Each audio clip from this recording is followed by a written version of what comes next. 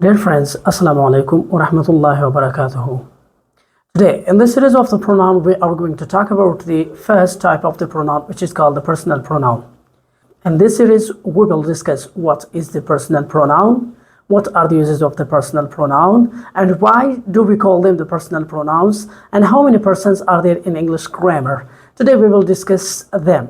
So, let's come to the topic. हमारा topic है personal pronouns के बारे में. Personal pronoun is a pronoun that represents a grammatical person within a sentence. एक ऐसा pronoun जो किसी सेंटेंस के अंदर मौजूद किसी ग्रामेटिकल शख्स को रिप्रेजेंट करता हो, उसको हम कहते हैं पर्सनल प्रोनाउंस. एक और इस्तिलाह में हम ये भी कह सकते हैं कि तमाम वो प्रोनाउन जिनको हम किसी शख्स के लिए इस्तेमाल करते हैं, they are called personal pronouns. इनको पर्सनल प्रोनाउन कहते हैं. यहाँ पर पर्सनल प्रोनाउन में हम अक्सर ये कहते हैं कि ये पर्सन के लिए इस्तेमाल होता है.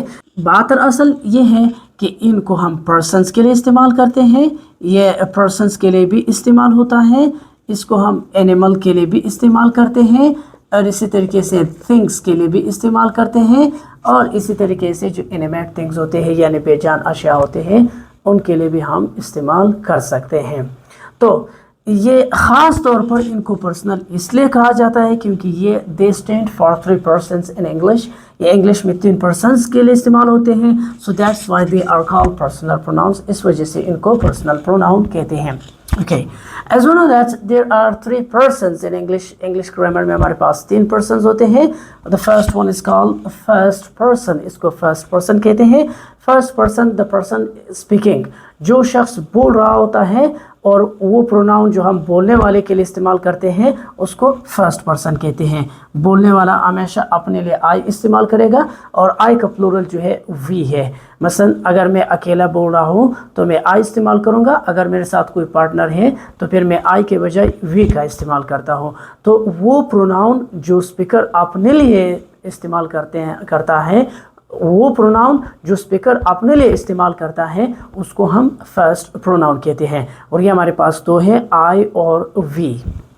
Second person the person spoken to, वो शख्स जिससे हम बात करते हैं उसको सेकेंड पर्सन कहते हैं. और ये सेकेंड पर्सन यू होता है. अब जब भी किसी से बात करते हो तो आप उसके लिए यू का इस्तेमाल करते हो. For example, you are great, you are my friend. So you singular भी है और प्लूरल भी है. मसलन अगर मैं कहूँगा सामने वाले को कि मैं यू का इस्तेमाल भी कर सकता हूँ, और अगर पूरा क्लास मेरे सामने बैठा हुआ हो तो इन सब के लिए भी मैं यू का इस्तेमाल करता हूँ. तो इट मीन्स यू सिंगुलर भी है और साथ साथ में यू प्लूरल भी है.